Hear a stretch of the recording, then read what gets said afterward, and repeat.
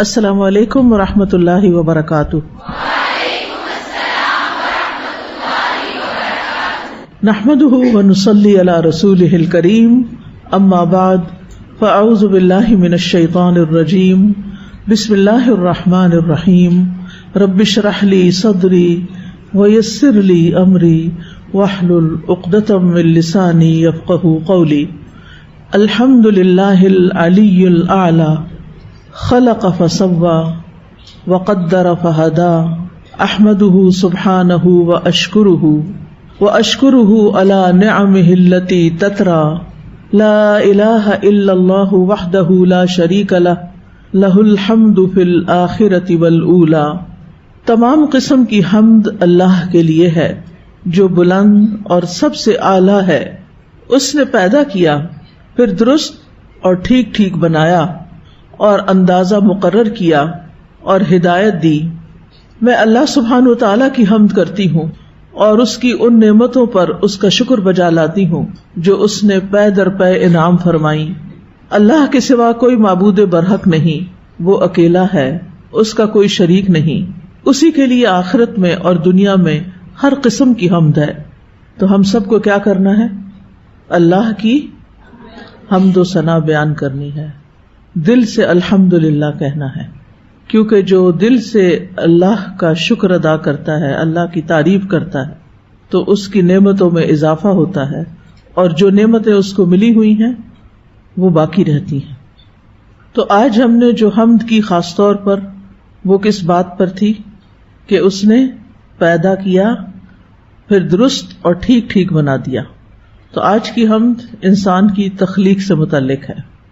آج ہم قرآن مجید میں بیان ہونے والے بہترین قصوں میں سے ایک قصہ جو بنی نوع انسان کے باپ آدم علیہ السلام کا ہے، اس کا ذکر کریں گے، جو اول البشر تھے، سب سے پہلے انسان تھے، اور انبیاء کے تذکروں میں سے بھی سب سے پہلا تذکرہ آدم علیہ السلام ہی کا ہے، کیونکہ وہ سب سے پہلے نبی تھے۔ اور قرآن مجید میں ترتیب کے اعتبار سے وارد ہونے والے قصوں میں بھی سب سے پہلا قصہ آدم علیہ السلام کا ہے۔ تو اس اعتبار سے مناسب معلوم ہوتا ہے کہ ہم آج آدم علیہ السلام کے بارے میں بات کریں۔ آدم علیہ السلام اس زمین پر آنے والے سب سے پہلے انسان ہیں، سب سے پہلے نبی ہیں۔ ابو امامہ رضی اللہ عنہ سے مروی ہے کہ ایک آدمی نے کہا، اے اللہ کے رسول، کیا آدم علیہ السلام نبی تھے؟ یعنی آپ سے پوچھا گیا کیا وہ نبی تھے؟ تو رسول اللہ صلی اللہ علیہ وسلم نے فرمایا ہاں، اور ان سے کلام بھی کیا گیا تھا۔ کس نے کلام کیا؟ اللہ سبحانہ وتعالی نے۔ عام طور پر ہم بات کرتے ہیں موسیٰ علیہ السلام کی کہ اللہ تعالیٰ نے ان سے کلام کیا، یا رسول اللہ صلی اللہ علیہ وسلم کی جن سے اللہ تعالیٰ نے کہاں کلام کیا؟ شب معراج کے موقع پر۔ تو کلام کیے جانے والے پیغمبروں میں سے ایک آدم علیہ السلام بھی ہیں جن سے اللہ تعالیٰ نے کلام کیا۔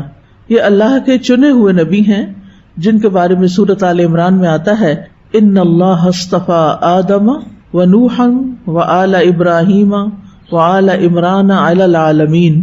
بے شک اللہ نے آدم اور نوح کو اور ابراہیم علیہ السلام کے گھرانے اور عمران کے گھرانے کو جہانوں پر چن لیا، یعنی یہ اللہ کے خاص چنے ہوئے بندے تھے۔ تو اللہ سبحانہ تعالیٰ نے ہمیں خبر دی ہے کہ اللہ تعالیٰ نے آدم علیہ السلام کا انتخاب فرمایا، تمام مخلوقات پر منتخب کیا، انہیں اپنے ہاتھ سے بنایا اور ان میں روح ڈالی، اور فرشتوں کو حکم دیا کہ وہ انہیں سجدہ کریں، انہیں اپنی جنت میں ٹھہرایا، انہیں ایسا علم، حلم اور بردباری اور شرف اور فضیلت عطا کی جس کی بنا پر وہ اس وقت کی تمام مخلوقات سے افضل قرار پائے۔ اور پھر یہ کہ ان کی اولاد کو بھی اللہ تعالیٰ نے عزت بخشی۔ وَلَقَدْ كَرَّمْنَا بَنِي آدَمَ، ہم نے عزت بخشی بنی آدم کو، یعنی آدم علیہ السلام کو تو اللہ نے چنا، انہیں عزت بخشی، انہیں اپنے ہاتھ سے بنایا، اور پھر ان کی اولاد کو بھی عزت بخشی۔ تو تمام مخلوقات میں سے انسان اللہ تعالیٰ کی بہت عظیم مخلوق ہے، بہت بہترین مخلوق ہے۔ تو اس تخلیق پر ہمیں اللہ سبحانہ تعالیٰ کا شکر ادا کرنا چاہیے۔ ان کو اول البشر کہا جاتا ہے، اور ابو البشر بھی۔ ابو ہریرہ رضی اللہ عنہ سے روایت ہے کہ رسول اللہ صلی اللہ علیہ وسلم نے فرمایا، اللہ تبارک و تعالی قیامت کے دن لوگوں کو جمع کر کے فرمائے گا مومن کھڑے ہو جائیں یہاں تک کہ جنت کو ان سے قریب کر دیا جائے گا. پس وہ آدم علیہ السلام کے پاس آئیں گے اور کہیں گے اے ہمارے ابا جان، یعنی ان کو سب لوگ باپ کا درجہ دیتے ہیں، تمام انبیاء بھی اور تمام انسان بھی. تو وہ جنت کے قریب پہنچ جائیں گے تو کہیں گے اے ابا جان ہمارے لیے جنت کھلوا دیں، ہمارے لیے جنت کھلوا دیں. تو وہ کیا جواب دیں گے؟ تمہیں تمہارے باپ کی غلطی نے تو جنت سے نکلوایا تھا، تو میں یہ کام کرنے والا نہیں، یعنی میں نہیں کھلوا سکتا. میرے بیٹے ابراہیم خلیل اللہ کے پاس جاؤ. تو یہاں پر آدم علیہ السلام تمام انسانوں کو کیا سمجھتے ہیں؟ اپنی اولاد. اور ابراہیم علیہ السلام کو کیا کہہ رہے ہیں؟ بیٹا. ٹھیک ہے. تو آدم علیہ السلام کی اولاد ہونے کے ناطے ہم سب ایک دوسرے کے رشتہ دار بھی ہیں، کہیں نہ کہیں کسی نہ کسی طرح، کوئی قریب کے اور کوئی دور کے. قرآن مجید میں آدم علیہ السلام کے قصے کی تکرار بھی ہوئی ہے. ان کا نام تقریباً 25 بار آیا ہے، اور سورۃ البقرہ، الاعراف، الاسراء، الکہف اور طٰہٰ میں ان کا واقعہ بیان ہوا ہے. ہماری کوشش یہ ہوگی کہ ان تمام جگہوں کی آیات کو جو ایک دوسرے سے ملتی جلتی ہیں ساتھ ساتھ بیان کر کے واقعے کی تفصیلات آپ کے سامنے رکھیں. آدم علیہ السلام کا مختصر قصہ کچھ یوں ہے کہ انسان کی تخلیق سے پہلے اللہ تعالیٰ نے فرشتوں اور جنات کو پیدا کیا تھا. فرشتے نور سے پیدا ہوئے جو ہر وقت اللہ سبحانہ وتعالیٰ کی تسبیح اور تقدیس بیان کرتے ہیں اور اللہ کی نافرمانی نہیں کرتے. جنات کی تخلیق آگ سے ہوئی، جنوں میں کچھ اچھے بھی ہیں اور کچھ اس کے علاوہ بھی ہیں. آدم علیہ السلام کی تخلیق سے پہلے جنات زمین پر رہتے تھے، لیکن انہوں نے زمین پر بہت فساد مچایا، خون ریزی کی، نافرمانیاں کی، کفر اور شرک کیا. چنانچہ اللہ تعالیٰ نے زمین میں ایک نئی مخلوق پیدا کرنے کا ارادہ کیا اور فرشتوں کو اس سے آگاہ کیا کہ وہ زمین میں خلیفہ بنانے والے ہیں. فرشتوں نے جب یہ سنا تو اللہ کے حضور بطور سوال عرض کیا، اے اللہ، کیا آپ ایک ایسی مخلوق کو پیدا کرنا چاہتے ہیں جو زمین کو فساد اور خون ریزی سے بھر دے گی؟ کیونکہ جنوں کے پاس بھی اختیار تھا، اس لیے انہوں نے فساد کیا. اب انسان کو بھی با اختیار مخلوق بنایا جا رہا تھا، تو اس لیے فرشتوں کو پریشانی لاحق ہوئی. تو فرشتوں نے اس نئی مخلوق کو بھی جنات پر قیاس کیا تھا، اور وہ یہ سمجھے کہ نئی مخلوق بھی جنات کی طرح بے حد سرکش اور نافرمان ہوگی. وہ بولے کہ ہم آپ کی تسبیح و تحلیل کے لیے کافی ہیں. تو اللہ تعالیٰ نے جواب دیا کہ آدم کے پیدا کرنے میں جو حکمتیں ہیں تم ان سے واقف نہیں، بلکہ میں خوب جانتا ہوں. چنانچہ اللہ تعالیٰ نے آدم علیہ السلام کو مٹی سے پیدا کیا، ان میں روح پھونکی، اور انہی سے ان کی بیوی حوا علیہ السلام کو پیدا کیا. اور پھر آدم علیہ السلام کی پشت سے قیامت تک پیدا ہونے والی ان کی تمام اولاد کی روحوں کو نکالا. دنیا میں آنے سے پہلے یہ کام ہو گیا کہ جس روح نے آنا ہے وہ سب پیدا ہو چکی ہیں. اور کن سے پیدا ہوئی؟ آدم علیہ السلام کی پشت سے. پھر اللہ تعالیٰ نے سب فرشتوں کو حکم دیا کہ وہ آدم کے آگے سجدے میں گر جائیں. تو سب فرشتوں نے اللہ کی اطاعت کرتے ہوئے فوراً آدم علیہ السلام کو سجدہ کیا. لیکن ابلیس جو جنوں میں سے تھا اس نے اپنے رب کے حکم کی تعمیل سے انکار کر دیا. اس کا انکار کرنا تکبر اور بڑائی کی بنا پہ تھا. اس نے یہ دلیل پیش کی کہ میں آدم سے بہتر ہوں. اس بے ادبی پر اللہ تعالیٰ نے اسے اپنی بارگاہ سے دور کیا، اسے مردود اور ملعون قرار دیا. اللہ تعالیٰ نے آدم علیہ السلام اور ان کی بیوی حوا کو جنت میں ٹھہرایا اور کہا کہ تم جہاں سے جو چاہو بلا روک ٹوک خوب کھاؤ پیو. پھر ایک درخت کی طرف اشارہ کر کے فرمایا کہ کھانے کی غرض سے اس درخت کے قریب بھی نہ جانا اور اس کے کھانے سے مکمل پرہیز کرنا. شیطان کو جب اس بات کا علم ہوا کہ آدم اور حوا علیہ السلام کو ایک خاص درخت کے پھل کھانے سے منع کیا گیا تو وہ ان کو ورغلانے اور پھسلانے کی کوشش کرنے لگا.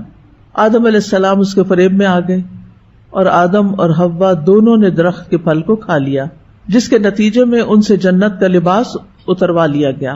اللہ تعالیٰ نے آدم اور حوا کو جنت سے نکال کر زمین پر بھیج دیا. آدم علیہ السلام کو اپنی غلطی کا احساس ہوا، انہوں نے اللہ سبحانہ تعالیٰ سے توبہ کی.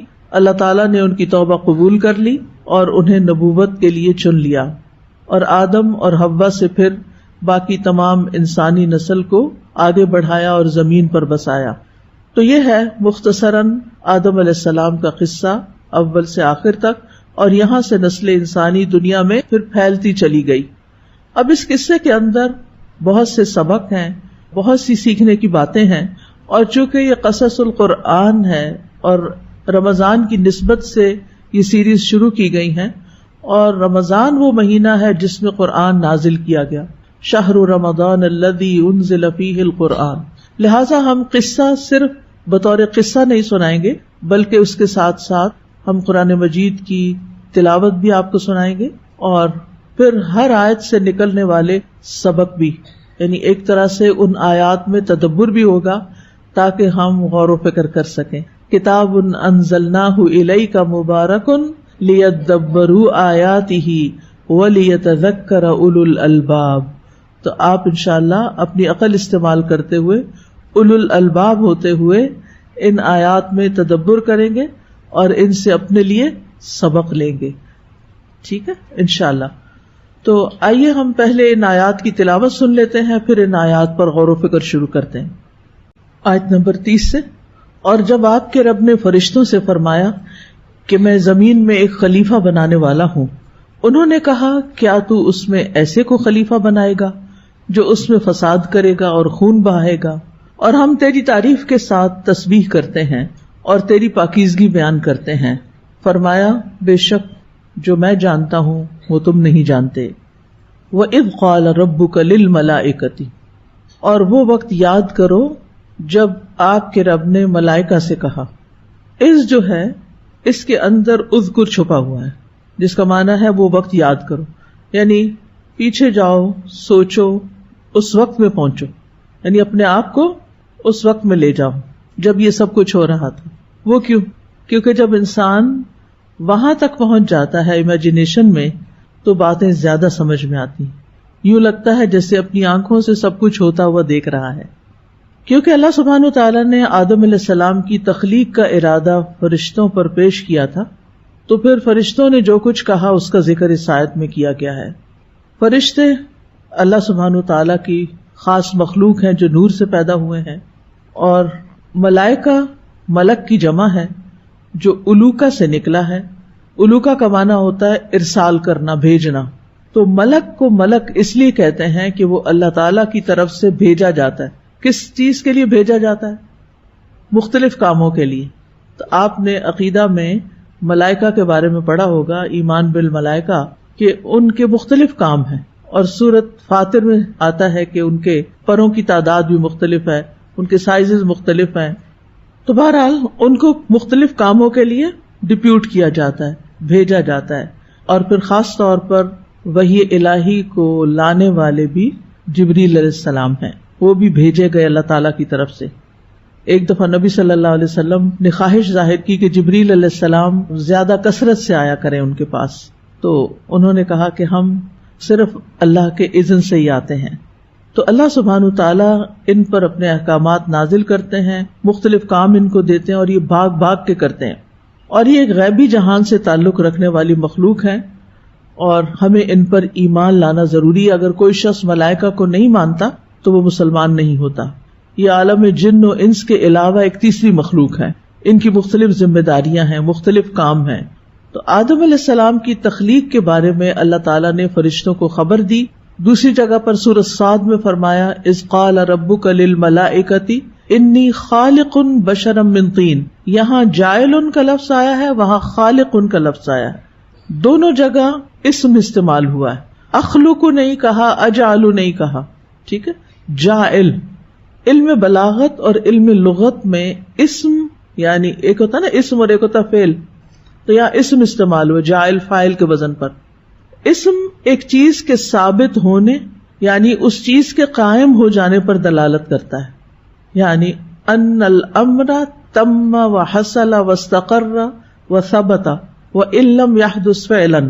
کچھ سمجھ آئی کہ یہ کام سمجھو ہو گیا، تم حصل حاصل ہو گیا، استقر قرار پکڑ گیا، ثبت ثابت ہو گیا. سارے لفظ آتے ہیں آپ کو، صرف آپ اپنے آپ کو تکلیف نہیں دینا چاہتے، سوچنا نہیں چاہتے، ایک دم اوور ویلمڈ ہو جاتے ہیں، گھبرا جاتے ہیں کہ یہی پتہ نہیں کیا کہہ دیا ہے. اس میں کوئی ہے نیا لفظ نہیں ہے نا، آتے ہیں آپ کو. وَإِن لَّمْ يَحْدُثْ فِعْلًا، اگرچہ ابھی واقع ہوا نہیں، تو فعل کے مقابلے میں اسم زیادہ قوی ہوتا ہے، یعنی ارادے کی پختگی ہے اس میں کہ یہ تو سمجھو ہو ہی گیا، یہ تو میں کرنے والا ہوں، میں نے کر ہی دیا، ایسا ہوگا. ٹھیک ہے. مثلا ایک ہوتا ہے حافظ اور ایک ہوتا ہے یحفظ. کیا فرق ہے؟ حافظ تو ہو چکا تبھی حافظ کہتے ہیں نا کسی، اور یحفظ ابھی کر رہا ہے. ٹھیک ہے. تو اسم جو ہے یہ کسی چیز کے ثابت ہونے پر دلالت کرتا ہے. تو انی جاعل فی الارض خلیفہ، میں تو لازماً زمین میں ایک خلیفہ بنانے والا ہوں. خلیفہ کون ہوتا ہے؟ خلیفہ وہ ہوتا ہے جو کسی کی موت کے بعد یا اس کے غائب ہونے کے بعد اس کا جانشین بنے، یا وہ تمام امور خود سر انجام نہ دے سکنے کی صورت میں بعض معاملات میں اس کا نائب ہو. تو یہاں خلیفہ سے مراد اللہ کا خلیفہ لینا درست نہیں، کیونکہ اللہ سبحانہ تعالی نہ تو کہیں غائب ہوتے ہیں اور نہ ہی ان کو کبھی موت آئے گی، وہ ہمیشہ سے ہیں، ہمیشہ رہیں گے. تو اس لیے کبھی بھی اللہ کا خلیفہ نہیں ہے. ٹھیک ہے. بلکہ اس سے مراد وہ لوگ ہیں جو نسل در نسل ایک دوسرے کے جانشین بنیں گے. تو انسان کو خلیفہ بنانے کے متعلق کئی ایک اقوال ملتے ہیں تفاسیر میں. ایک ہے انسان زمین میں اللہ کا خلیفہ ہے، یعنی اللہ سبحانہ تعالیٰ نے جو کام اس کے ذمے لگائے، یہ اس معنی میں خلیفۃ اللہ، اس میں اللہ کا جانشین ہونا مراد نہیں ہے یہاں، بلکہ الگ معنی میں کہ اللہ تعالیٰ نے جو کام اس کے ذمے لگائے ہیں کہ وہ زمین کو آباد کرے، اس کو تعمیر کرے اور سڑکیں بنائے، نہریں کھودے، یہ کام کوئی اور مخلوق نہیں کر سکتی. نہ جنات کر سکتے ہیں اور نہ فرشتے کرتے ہیں، نہ پرندے، نہ ہی شیر، گیدڑ وغیرہ، وہ یہ نہیں کام کرتے. یہ کام کون کرے گا؟ انسان کرے گا، یعنی زمین کو آباد کرنے کا کام. تو اس معنی میں خلیفہ کا لفظ استعمال ہوا ہے کہ جو کام اس کے ذمے لگائے جائیں گے وہ کام کرے گا، اور کام اللہ سبحانہ تعالیٰ کی طرف سے ایک طرح سے اس کو الہام کیے جائیں گے. دوسرا ہے آدم علیہ السلام اپنے سے پہلے کی مخلوق کے نائب ہیں، اور پہلے کی مخلوق کون ہے؟ جنات. تیسرا انسان ایک دوسرے کا خلیفہ، یعنی ایک انسان دنیا میں آتا ہے، اپنا کام کرتا ہے، پھر وہ بچے پیدا کرتا ہے، تو وہ بچے اس کے کیا بن جاتے ہیں؟ جانشین، جو اس انسان کے فوت ہونے کے بعد یا کہیں چلے جانے کے بعد اس کے مال و متاع اور اس کی ذمہ داریوں اور وہ کام جو کر رہا ہے اس کو آگے لے کے بڑھتے ہیں. ایک اور معنی بھی کیا گیا ہے، اور وہ ہے کہ انبیاء نائب ہیں اور باقی انسان ان کے تابع ہیں، یعنی انبیاء کو اصل کام سپرد کیا گیا اور باقی لوگ جو انبیاء کہتے ہیں اس کے مطابق کرتے ہیں. جیسے کسی ملک کی حکومت چلانے کے لیے ایک ذمہ دار ہوتا ہے اور باقی لوگ اس کی بات سنتے ہیں.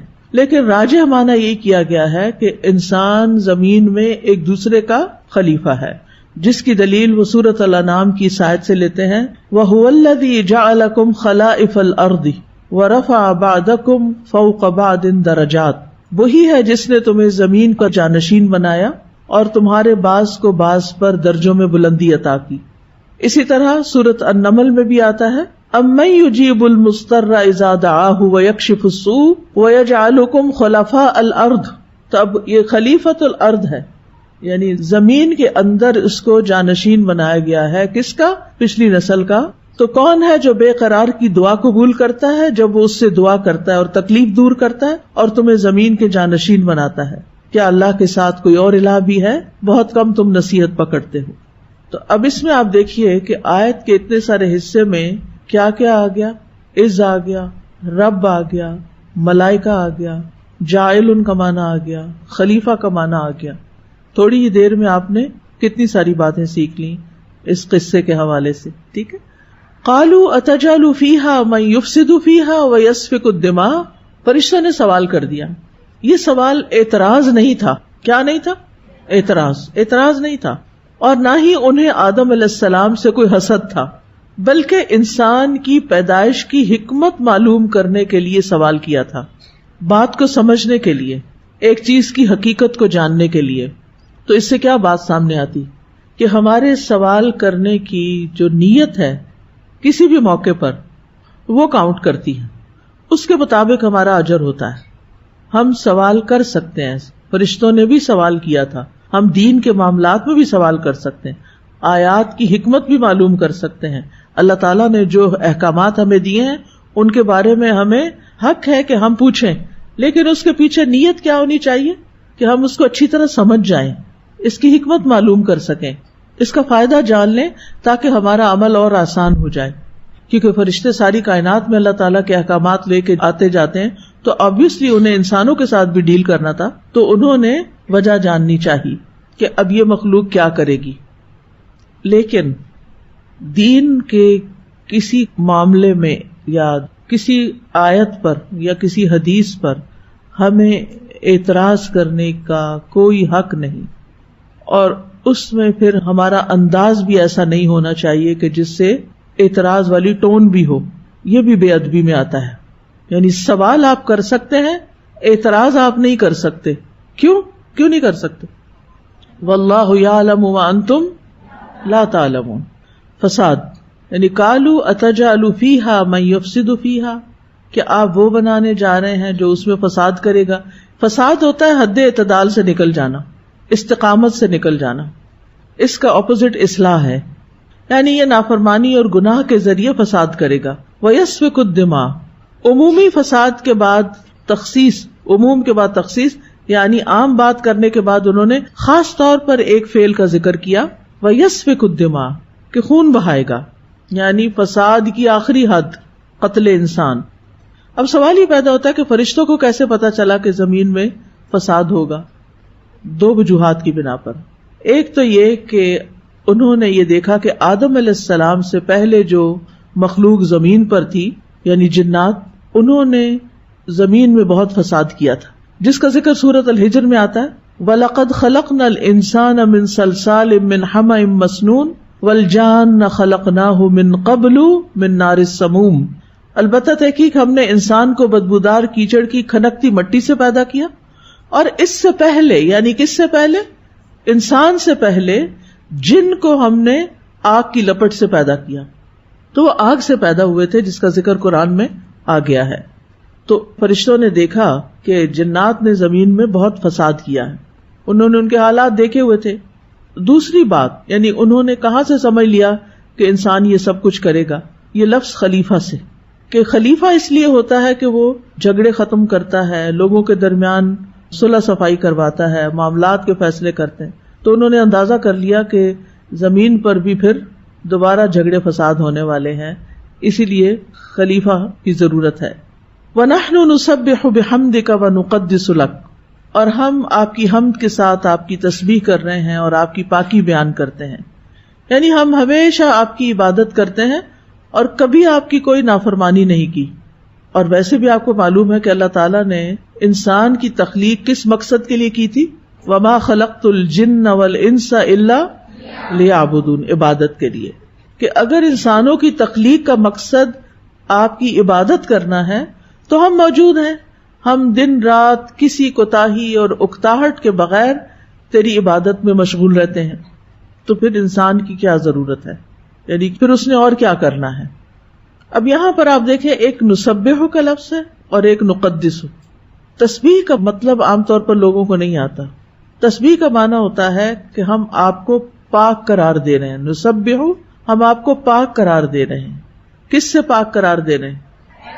ہر عیب سے پاک، ہر نقص سے پاک، پھر آپ کے کمال میں کوئی کمی نہیں، اس سے پاک.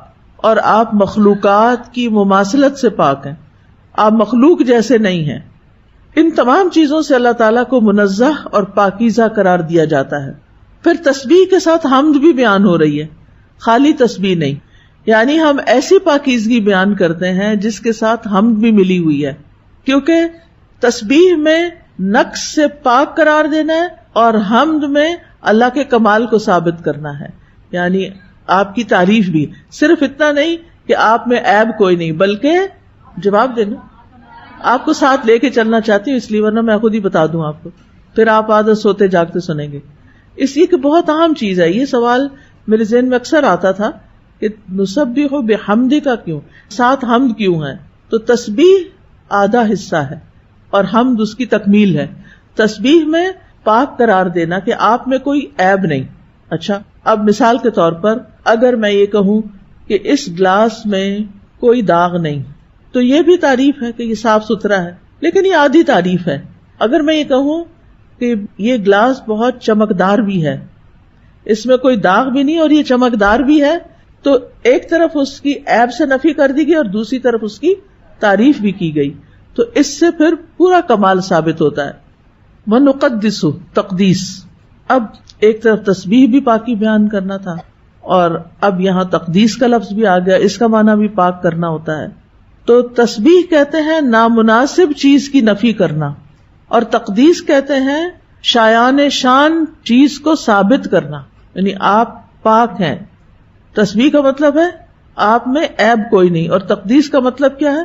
آپ ہر طرح سے پاک ہیں. تو قدوس سے مراد وہ ذات ہوتی ہے جو دوسروں کی شرکت کی محتاجگی اور شرک جیسی نجاستوں سے پاک ہوتی ہے.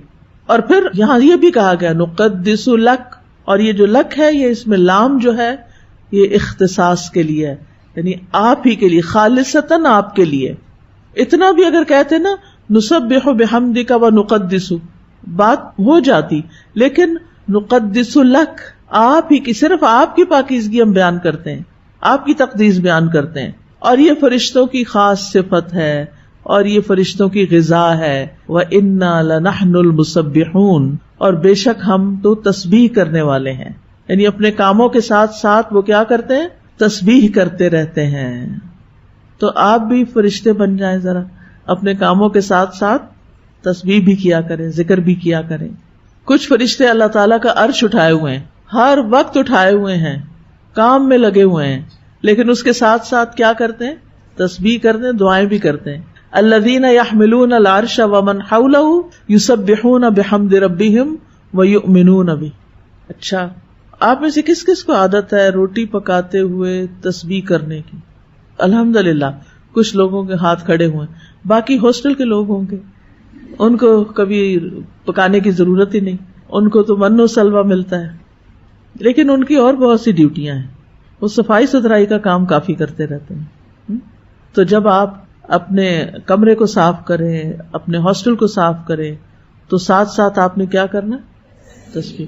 کچھ لوگ بس یہ کرتے ہیں کہ وہ رقیہ لگا چھوڑتے ہیں یا پھر کوئی تلاوت لگا دیتے ہیں، وہ بھی اچھی بات ہے، لیکن صرف پیسو لسننگ کرنا کافی نہیں ہوتا. ٹھیک ہے، اپنی زبان سے بھی کچھ نہ کچھ پڑھا کریں اور یہ عادت ڈیولپ کریں. یہ عادت ڈلنے سے ہوتی ہے، ویسے نہیں ہوتی. پچھلے دنوں چونکہ بہت سی ٹریولنگ تھی تو مختلف جگہوں پہ لوگوں کو دیکھنے کا اتفاق ہوا، تو بعض اوقات یہ ہوتا ہے کہ لوگ بیٹھے ہوتے ہیں انتظار میں نا، اور ان کے ہونٹ سلے ہوئے ہوتے ہیں. نہیں سمجھ آئی؟ کسی چیز کے انتظار میں بیٹھے تو ہونٹ سلے ہوئے ہوتے ہیں، گاڑی میں بیٹھے ہوتے ہیں ہونٹ سلے ہوئے ہوتے ہیں. سخت تکلیف ہوتی ہے، سخت. کیوں؟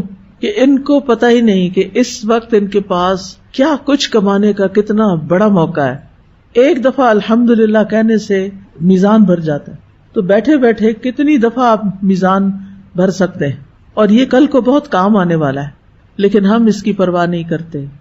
ہم ٹریول کرتے ہیں، سفر کرتے ہیں، چل کے جا رہے ہوتے ہیں. مثلاً آپ اوپر سے سیڑھیاں اترتے ہیں، اس وقت تو عادت کچھ ہو ہی گئی ہوگی سبحان اللہ پڑھنے کی اور چڑھتے ہوئے اللہ اکبر پڑھنے کی، لیکن بیچ میں صحن بھی آتا ہے تو وہاں پہ چپ ہو جاتے ہیں، پھر کچھ بھی نہیں پڑھتے. وہاں استغفر اللہ پڑھ لیا کریں، کیونکہ اس کے بھی بڑے فائدے ہیں.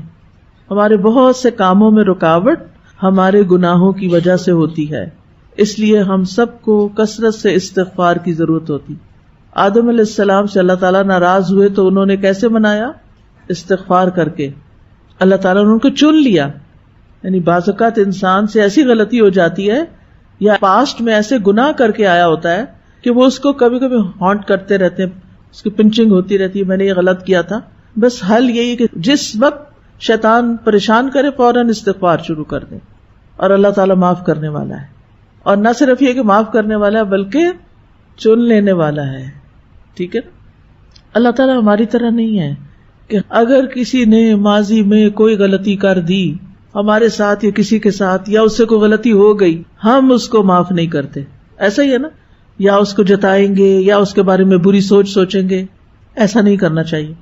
ایسا نہ ہو کہ اس نے پتہ نہیں کتنی توبہ کر کے اللہ کو راضی کر لیا اور اللہ نے اس کو چن لیا ہو خیر کے لیے، اور ہم اس کے بارے میں برا سوچ کے، برا گمان کر کے اللہ کے ہاں پکڑے جائیں. تو جس حد تک ممکن ہو اپنے دلوں کو لوگوں کی طرف سے صاف کرتے رہا کریں. آپ لوگوں کو معاف کرتے رہیں گے، اللہ تعالیٰ آپ کو معاف کرے گا. تو فرشتے کام کرتے ہوئے تسبیح کرتے ہیں، ہم نے بھی کیا کرنا ہے؟ ہم نے بھی کام کرتے ہوئے تسبیح کرنے، کھانا پکاتے ہوئے، واک کرتے ہوئے، برتن دھوتے ہوئے، جھاڑو دیتے ہوئے، کچھ بھی کرتے ہوئے اپنے آپ کو فارغ نہیں رہنے دینا. ہر وقت ذکر ذکر ذکر، کیونکہ جو والذاکرین اللہ کثیرا والذاکرات اعد اللہ لہم مغفرۃ واجرا عظیما. کثرت سے اللہ کا ذکر کرنے والے مرد اور عورتیں. اور یہ جو میں کہہ رہی ہوں نا کہ اپنے آپ کو عادت ڈالیں، اس میں بہت خوش قسمت ہیں وہ لوگ جن کو قرآن مجید زبانی یاد ہے. آپ بس سورت کو شروع تو کر دیں، کوئی اگر آپ کو بیچ میں بولنے ڈسٹرب کرنے والا نہیں تو آپ دیکھیں گے آپ حیران ہوں گے کہ آپ تھوڑے سے وقت میں ایک کے بعد ایک سورت اور سپارے پہ سپارہ پڑھتے جائیں گے. صرف عادت ڈالنے کی ضرورت ہے، اپنے آپ کو عادت ڈالیں، ٹھیک ہے نا. تو فرشتے اللہ تعالیٰ کی تسبیح کرتے ہیں.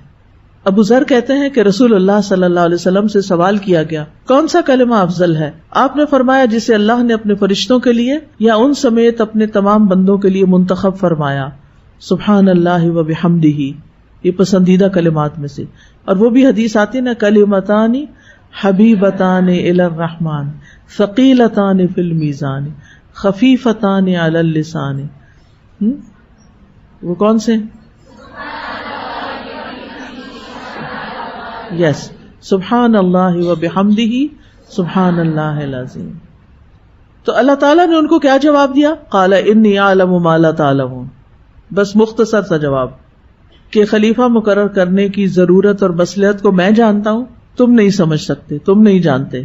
کیونکہ اللہ کو پتا تھا کہ اس زمین پر اللہ تعالیٰ جن لوگوں کو بھیجے گا وہ صرف فساد کرنے والے نہیں ہوں گے، ان میں سے بہت سے لوگ اصلاح کرنے والے بھی ہوں گے.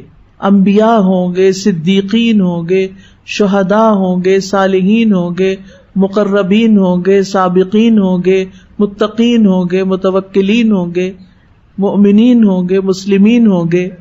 ایسے لوگ ہیں زمین پر، ہوتے ہیں نا.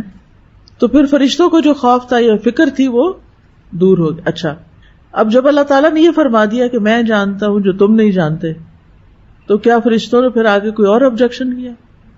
اگر کبھی آپ کی والدہ یا والد یا آپ کا کوئی ٹیچر آپ کو ڈیٹیل نہ بتائے اس کام کی جو وہ کرنے والا ہے اور آپ کو سمجھ نہیں آ رہی وہ کیوں کر رہا ہے.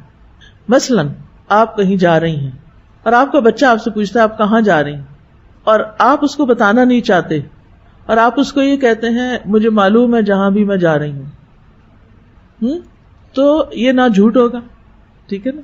اور ضروری بھی نہیں کہ آپ ہر چیز بتائیں، بعض اوقات نہیں بتائی جا سکتی، ہر بات نہیں بتائی جا سکتی، اور ہر وقت موقع بھی نہیں ہوتا. اور اس حکمت کو بھی یہاں سے سیکھیں. جب ہم دیکھتے ہیں کہ کسی کے لہجے میں کوئی ایسا سوال ہے جو ہمارے کسی کام کے بارے میں ہے، ہماری کسی ذات کے بارے میں ہے، تو ہمارا رویہ کیا ہوتا ہے؟ اس وقت ہم کیا کرتے ہیں؟ ہم اپنے آپ کو ڈیفینڈ کرنا شروع کر دیتے ہیں. ہر وقت ڈیفینسو موڈ میں ہونے سے نکل آئیں، اپنے اندر کانفیڈنس پیدا کریں. آپ کو پتا ہونا چاہیے آپ کوئی کام کیوں کر رہے ہیں. اور یہ خاص طور پر دین کے داعیوں کے حوالے سے یہ بات کہوں گی کہ جو لوگ دین کی دعوت کا کام کرتے ہیں بعض اوقات ان کے اپنے گھر والے ہی نہیں سمجھتے کہ وہ کیوں کر رہے ہیں اور یہ کیا کر رہے ہیں اور اس کام کا کیا فائدہ ہے. لہٰذا آپ ان کو ایک دفعہ سمجھاتے ہیں، 2 دفعہ سمجھاتے ہیں، پھر تیسرے دن پھر وہی اعتراض شروع کر دیتے ہیں. تمہیں کتنی تنخواہ مل رہی ہے اس سے؟ تمہیں کیا مل رہا ہے؟ تمہیں کیا فائدہ ہوگا؟ تو اس وقت پھر عام طور پہ لوگ کیا کرتے ہیں؟ ڈیفینسو ہو جاتے ہیں یا غصے میں آ جاتے ہیں یا اریٹیٹڈ ہو جاتے ہیں کہ آپ کیوں مجھے روز یہ بات کرتے ہیں. ٹھیک ہے. اچھا، اس کا یہ مطلب نہیں کہ ہم کسی وقت کسی بات کی وضاحت ہی نہ کریں اور ہر وقت یہی بات کہنا شروع کر دیں کہ مجھے پتا ہے. میں یہ صرف ایک خاص سچویشن کی بات کر رہی ہوں. موقع کی مناسبت سے آپ صرف اتنی سی بات کر دیں جس سے دوسرے کو کچھ نہ کچھ جواب مل جائے. کسی اور وقت میں اس کی تفصیل بھی بتا دیں تاکہ دوسرے کو تسلی ہو جائے. لیکن ہر وقت ہر بات کی صفائی دینا ضروری نہیں ہوتا، کیونکہ کچھ لوگ اتنا تنگ کرتے ہیں، وہ کہتے ہیں نہیں بس ہم ذرا کلیئر کرنا چاہتے ہیں. یہ جو کلیئر کرنا ہے نا، یہ بڑا وقت ضائع کرنے والا کام ہوتا ہے. اچھا، پھر ایک دفعہ بتائیں گے، کلیئر کریں گے، اب یہ ان کی تسلی نہیں ہوتی. پھر وہ وہی کہانی دوبارہ سنانے لگیں گے. اگر آپ کہیں بھی مجھے سمجھ آ گئی آپ جو کہہ رہے ہیں, نہیں میں ذرا کلیئر کرنا چاہتی ہوں, ان عادتوں سے باہر نکلیں.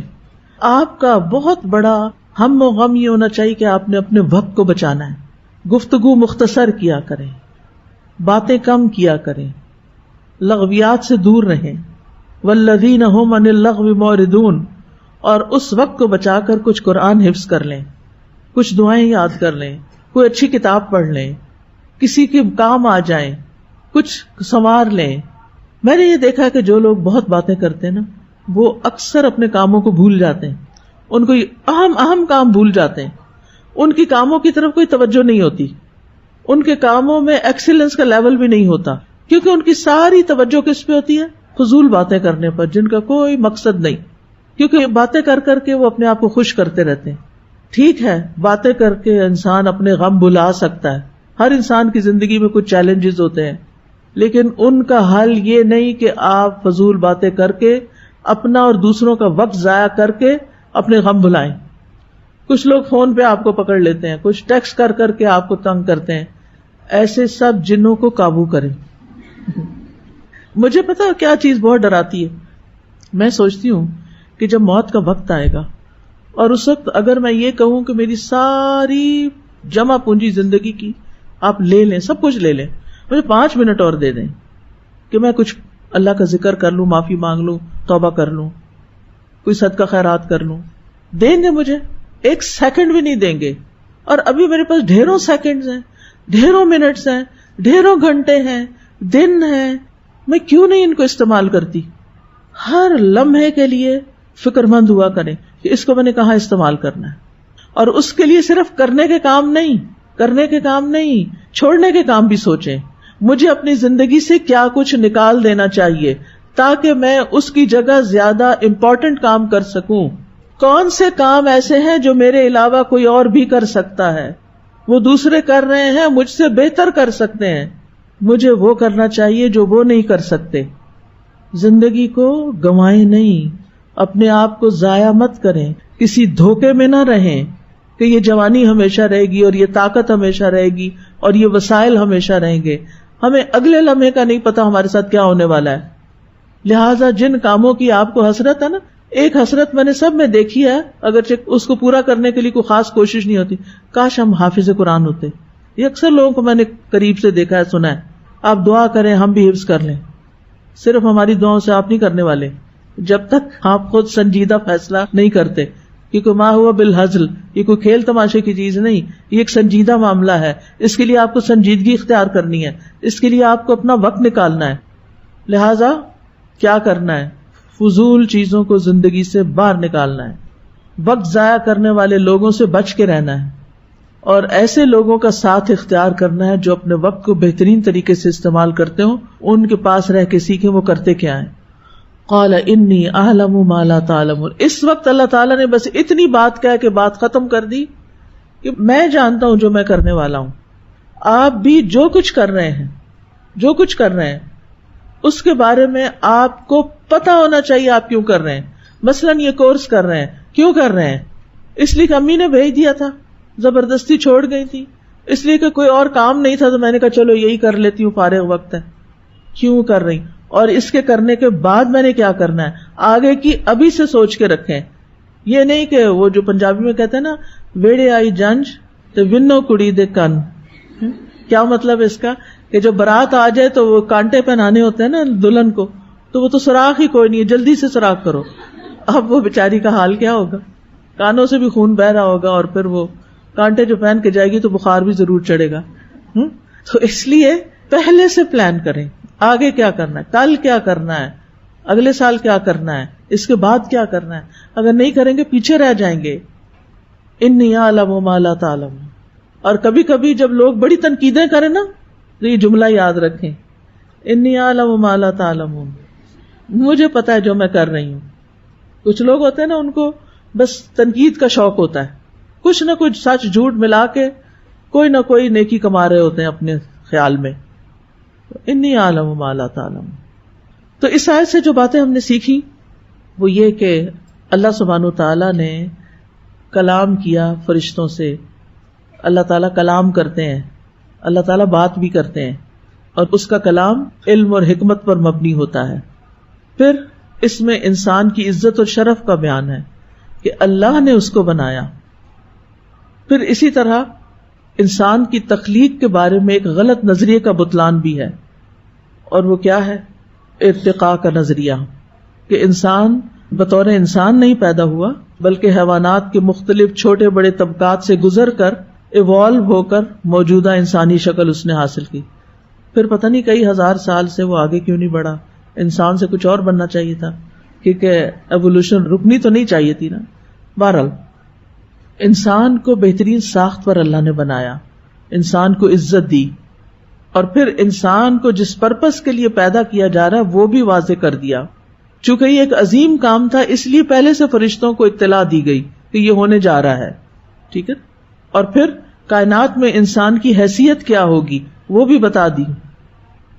پھر یہ ہے کہ فرشتے زمین میں فساد کو ناپسند کرتے ہیں اور خود اللہ تعالیٰ کی بہترین عبادت کرتے ہیں، تعظیم کرتے ہیں، ہر وقت تسبیح میں مشغول رہتے ہیں.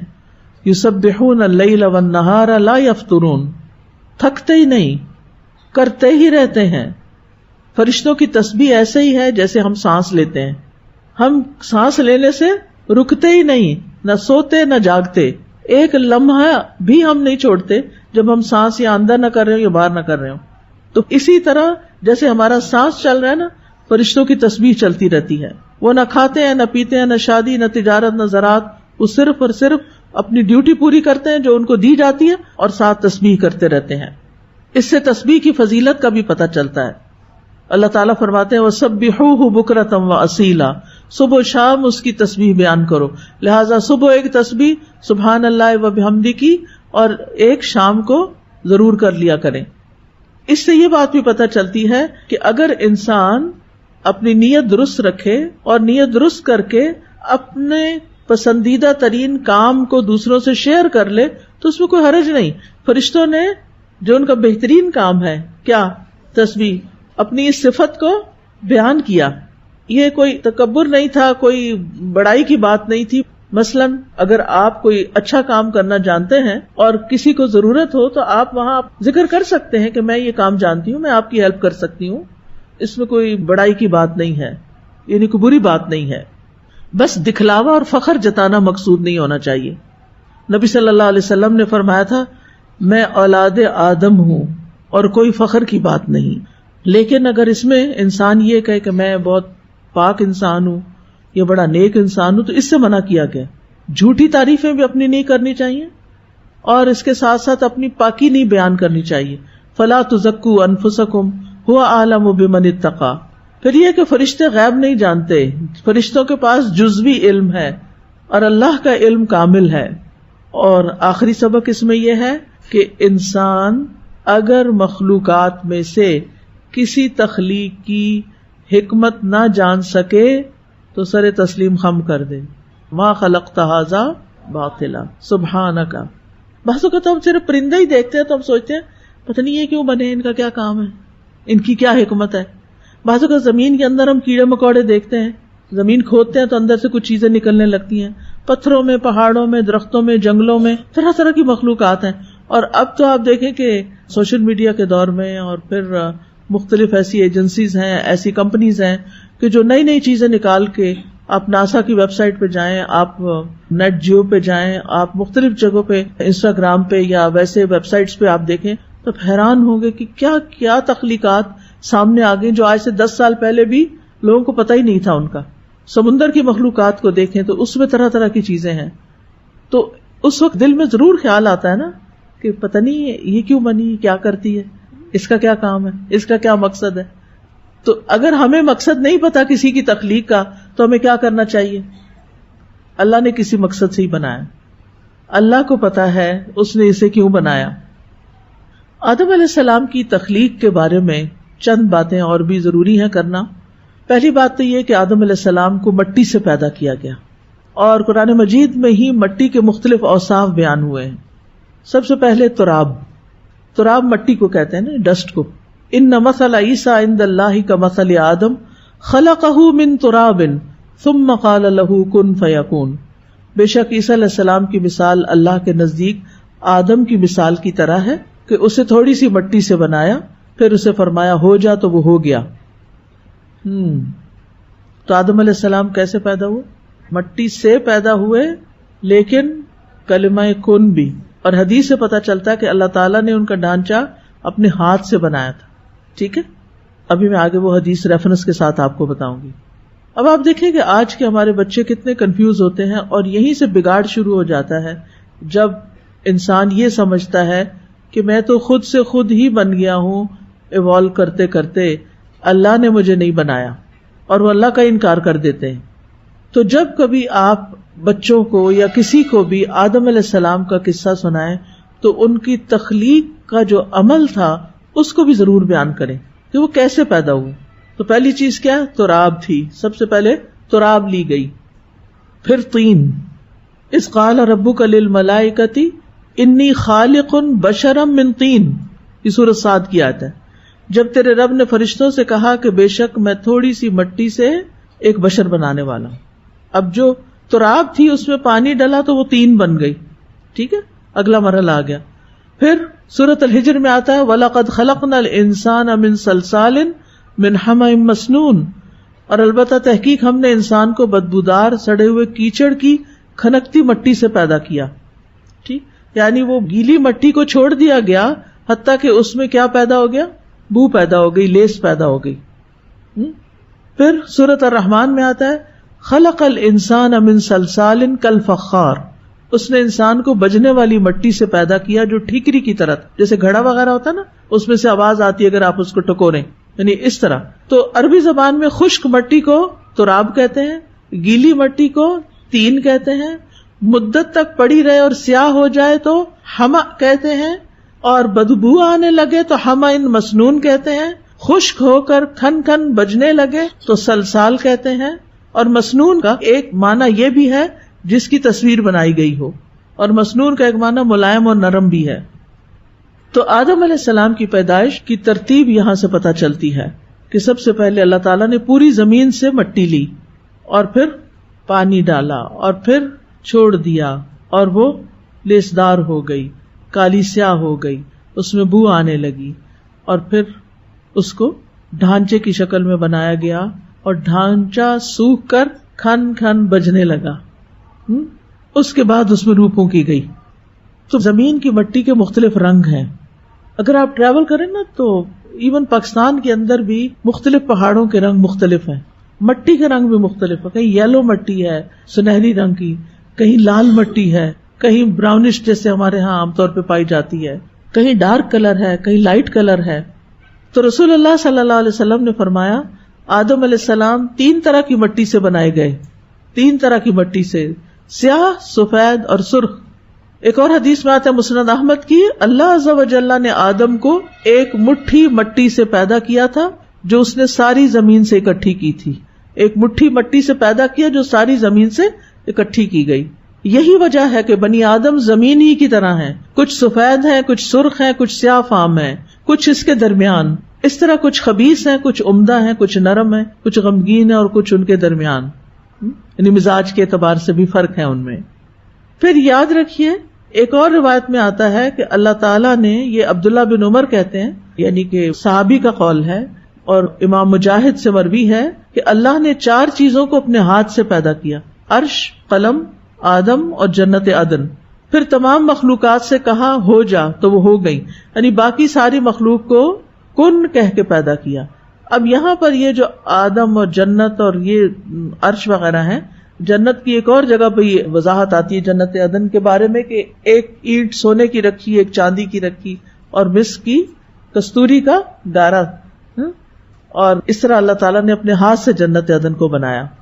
اب آدم علیہ السلام کا جو ڈھانچہ تھا وہ اللہ تعالیٰ نے خود اپنے ہاتھ سے بنایا، اور پھر روح پھونکی، اور وہ کن کہہ کے یا جیسے بھی، کیونکہ آیت میں پیچھے آیا ہے کہ آدم علیہ السلام کی تخلیق کے وقت بھی کن کہا گیا تھا، ہو جا، اور بس ہو گئے۔ آدم علیہ السلام کو سب سے بہترین صورت پر پیدا کیا گیا۔ سورۃ الاعراف میں آتا ہے وَلَقَدْ خَلَقْنَاكُمْ ثُمَّ صَوَّرْنَاكُمْ ثُمَّ قُلْنَا لِلْمَلَائِكَةِ اسْجُدُوا لِآدَمَ فسجدوا الا ابلیس لم یکن من الساجدین، اور یقیناً ہم نے تمہیں پیدا کیا، پھر ہم نے ہی تمہاری صورت بنائی، پھر ہم نے فرشتوں سے کہا کہ آدم کو سجدہ کرو، تو سب نے سجدہ کیا سوائے ابلیس کے، وہ سجدہ کرنے والوں میں نہ ہوا۔ تو خلقناکم ثم صورناکم، اللہ تعالیٰ نے آدم علیہ السلام کی تخلیق کو اپنی طرف منسوب کیا ہے، ٹھیک ہے۔ حدیث میں آتا ہے، مسند احمد کی روایت ہے، اللہ تعالیٰ نے آدم علیہ السلام کو اپنی صورت پر پیدا کیا، علی صورت ہی، اس کے دو معنی ہیں، یعنی آدم علیہ السلام کو ان کی جو شکل اللہ نے سوچی تھی اس کے مطابق پیدا کیا، یعنی آدم علیہ السلام کی صورت پر پیدا کیا۔ یہ وہی صورت تھی جو ان کی پیدائش سے لے کر موت تک تھی، ان کے قد و قامت میں کوئی فرق نہیں آیا، یعنی اور لوگوں کے برعکس ان کی حالت تبدیل نہیں ہوئی، کیونکہ آدم علیہ السلام کے علاوہ باقی لوگ پہلے نطفہ ہوتے ہیں، پھر جمع ہوا خون، پھر گوشت کا ٹکڑا بنتے ہیں، پھر ماں کے شکم میں جنین یعنی حمل کی صورت میں ہوتے ہیں، پھر پیدائش کے بعد پہلے بچے بنتے ہیں، پھر جوان مرد بن جاتے ہیں، پھر ان کی جسامت مکمل ہوتی، پھر بڑھاپے کی طرف جاتے ہیں۔ آدم علیہ السلام جیسے بنے تھے ڈے ون پہ، وہ بچے نہیں تھے، بچے کی شکل میں نہیں پیدا کیا، بلکہ جوان مرد کی شکل میں پیدا کیا، اور وہ موت تک ایسے ہی رہے، ٹھیک ہے۔ دوسرا یہ بھی کہا گیا ہے کہ صورت ہی کی ضمیر اللہ تعالیٰ کی طرف لوٹتی ہے، اور اس میں جمہور اہل سنت کا یہ قول ہے کہ اللہ تعالیٰ نے آدم علیہ السلام کو اپنی صورت پہ پیدا کیا۔ اب صورت کا مطلب اللہ تعالیٰ جیسے نہیں پیدا کیا، سمجھ آئیے، لیسا کمثلہ شیء، یعنی آدم اللہ تعالیٰ کی طرح نہیں تھے، بلکہ اس کی شرح وہ یہ بیان کرتے ہیں کہ اللہ سننے والا، دیکھنے والا، کلام کرنے والا ہے، یعنی جیسے اس کی شان کے لائق ہے۔ تو اس کا مطلب یہ ہے کہ انسان کے اندر بھی اللہ نے سماعت رکھی، بصارت رکھی، لیکن وہ اللہ کی طرح نہیں ہے، یعنی اللہ تعالیٰ نے انسان کو بھی کچھ ایسی کوالٹیز دی، ٹھیک ہے۔ اس کا یہ مطلب نہیں کہ انسان کا چہرہ اللہ تعالیٰ کے چہرے کی طرح ہے، یہ انسان کی سماعت اللہ کی طرح، ایسا نہیں ہے اس کا معنی۔ پھر یہ کہ آدم علیہ السلام کا قد بہت لمبا تھا، کتنا تھا؟ 60 گز، یس۔ قیامت کے دن جب لوگ جنت میں داخل ہوں گے تو وہاں ان سب کا قد بھی اتنا ہو جائے گا۔ صحیح بخاری کی حدیث ہے، جو کوئی بھی جنت میں داخل ہوگا وہ آدم علیہ السلام کی شکل اور قامت پر ہوگا۔ آدم علیہ السلام کے بعد انسانوں میں اب تک قد چھوٹے ہوتے رہے ہیں۔ آدم علیہ السلام کو جمعے کے دن پیدا کیا گیا، دیگر مخلوقات کو جمعہ کے دن عصر کے بعد پیدا کیا گیا۔ اب آپ دیکھیے کہ آدم علیہ السلام کو باقی ساری مخلوقات کے بعد پیدا کیا گیا، زمین، آسمان، جن، فرشتے سب کچھ پیدا ہو چکے تھے سب سے آخر میں، تو گویا پہلے ان کا گھر تیار کیا گیا، پھر ان کو لایا گیا، اور یہ تخلیق کائنات کا نچوڑ ہے، اور سب سے بہترین چیز ہے۔ انسان عقل، شکل، سماعت، بصارت، ہر اعتبار سے باقی تمام مخلوقات پر فضیلت رکھتا ہے، اور یہی اس کو عزت بخشی گئی ہے۔ اور یہ بھی کہا جاتا ہے کہ باقی مخلوقات انسان کے لیے بنی ہے، ٹھیک ہے، انسان کی خدمت کے لیے۔ تو سب سے آخر میں کیوں بنایا؟ اس کی حکمت یہ بتائی جاتی ہے کہ ساری چیزیں بنانے کے بعد سب سے بہترین چیز بنائی گئی تاکہ ان سب سے کمپیئر کیا جائے کہ کوئی بھی ان جیسا نہیں ہے، وہ سب سے بہترین ہے۔ جیسے اللہ نے کتابوں میں سب سے افضل کتاب، نبیوں میں سب سے افضل نبی، امتوں میں سب سے افضل امت سب سے آخر میں رکھی، ٹھیک ہے۔ تو آدم علیہ السلام کی تخلیق کے بعد انہیں کچھ دیر، حدیث میں آتا ہے، ایسے ہی پڑا رہنے دیا گیا۔ السلسلہ صحیحہ کی حدیث ہے، جب اللہ تعالیٰ نے آدم علیہ السلام کا ڈھانچہ تیار کر لیا تو یوں ہی چھوڑ دیا۔ ابلیس اس کے ارد گرد گھوم کر اسے دیکھنے لگ گیا۔ جب اس نے دیکھا کہ یہ اندر سے خالی ہے، کہا میں اس کے مقابلے میں کامیاب ہو جاؤں گا، یہ ایسی مخلوق ہے جو خود پہ قابو نہیں پا سکے گی۔ بہرحال اس ڈھانچے میں پھر اللہ نے اپنی روح پھونکی۔ سورۃ الحجر میں فَإِذَا سَوَّيْتُهُ وَنَفَخْتُ فِيهِ مِن رُوحِي فَقَعُوا لَهُ سَاجِدِينَ، جب میں اسے درست کر لوں اور اس میں اپنی روح سے پھونک دوں تو تم سب اس کے آگے سجدہ کرنا۔ اب یہ نفخت فیہ من روحی، اپنی روح میں سے اللہ نے اپنی طرف منسوب کیا، یہ اضافت تشریفی ہے، عزت دینے کی نسبت ہے۔